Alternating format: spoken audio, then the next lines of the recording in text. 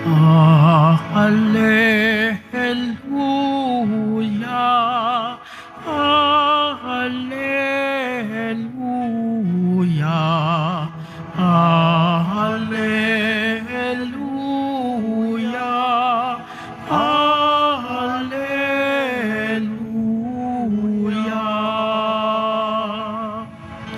Ikaw, O Kristo, ang daan, ang katotohanan at buhay,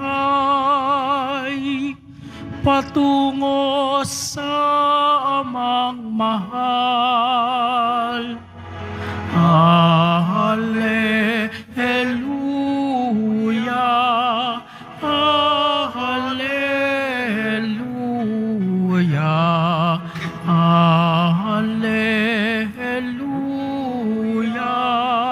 Alleluia.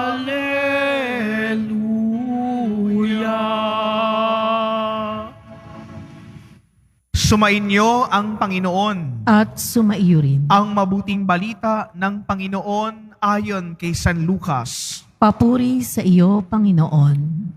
Noong panahong iyon, sinabi ni Jesus, "Kawawa kayo, ipinagtayo ninyo ng mga magarang libingan ang mga propetang pinapatay ng inyong mga magulang.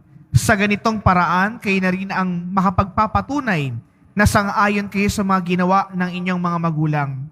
Sapagkat sila ang pamamatay sa mga propeta, at kayo naman ang nagtatayo ng libingan sa puntod ng mga yaon.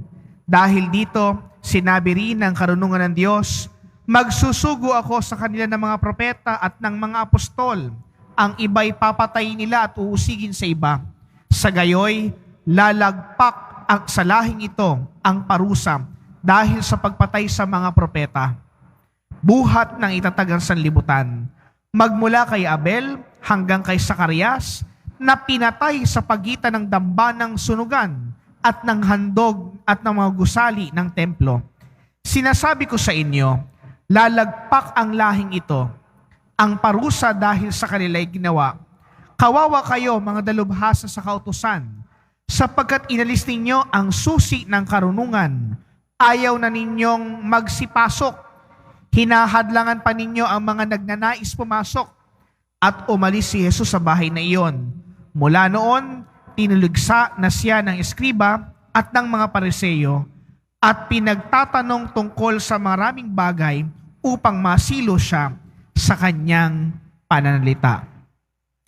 Mga kapatid, ang mabuting balita ng Panginoon. Pinupuri ka namin, Panginoong Hesukristo. Magsiupo ang lahat. Magandang umaga po sa inyong lahat. Palakpakan po natin ang Panginoon. Mga kapatid, nais ko po sanang kuhanin ng pagkakataong ito sa pasimula po ng aking pagniilay ay tungkol po sa kasaysayan, history. Bakit po ba sinasabi po ng marami, the history repeats itself? Di ba? Napapakinggan niyo po ba yun? The history repeats itself. Bakit nauulit ang mga aral at pagkakamali ng kasaysayan? Kasi po mga kapatid, kaya nauulit ang mga pagkakamali ng kasaysayan dahil hindi natututo ang tao. Hindi ba't maraming nangyayari sa ating lipunan, sa ating pamahalaan, sa ating pamilya, lahat ng aspeto. Kapag nakikita nating may mga maling na ginagawa, hindi tayo natututo sa nangyari sa nakaraan. Kasi po mga kapatid, we fail to see the importance of history in our lives. Kaya po sa mabuting balita ni San Lucas, sa pasimula pa lamang, sinabi ng ating Panginoon sa Kristo, pinapatay ng mga Hudyo ang mga propetang sinugo ng Diyos. At hindi lang pinapatay, pinahirapan at hindi pinaniwalaan. Ngunit ang Diyos ay hindi nagsawang magpadala ng mga tagapagpatotoo. Pero ano pa rin ang ginawa ng mga Hudyo? Hindi pinaniwalaan ang sinugo ng Diyos upang magbigay sa kanila ng liwanag. Hindi natuto sa kasaysayan.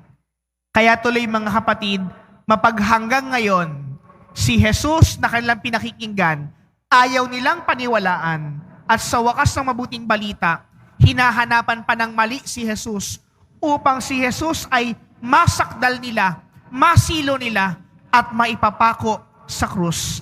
Ganon nga ang kanilang ginawa at naganap. Pero mga kapatid, kailan tayo matututo sa aral ng kasaysayan?